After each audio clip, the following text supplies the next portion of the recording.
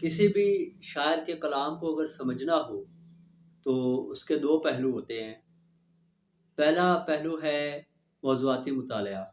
یعنی سب سے پہلے آپ نے اس کا موضوعاتی مطالعہ کرنا ہے کہ جن موضوعات پر اس شاعر نے قلم اٹھایا ہے آپ اس کی ایک فہرست مرتب کریں، ایک لسٹ بنائیں کہ جی شاعر نے ان موضوعات پر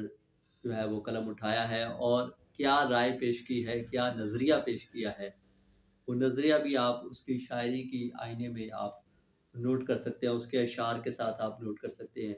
کہ جی فلاں شاعر نے اس موضوع پر یہ نظریہ پیش کیا ہے، تو یہ نظریاتی مطالعہ ہے۔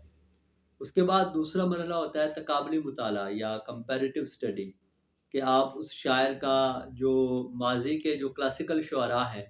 آپ ان کے ساتھ کمپیریٹیو کریں، کمپیریٹیو اسٹڈی کریں، ان کے ساتھ کمپیریزن کریں کہ اس موضوع پر آپ کے شاعر نے قلم اٹھایا ہے،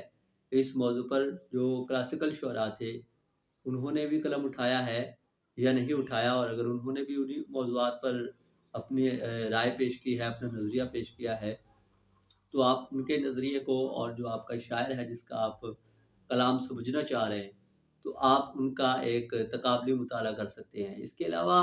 آپ اس شاعر کے جو ہم عصر شعراء ہیں کہ جس زمانے میں وہ شاعر پایا جاتا ہے، اس زمانے کے جو دیگر شعراء ہیں آپ ان کے ساتھ بھی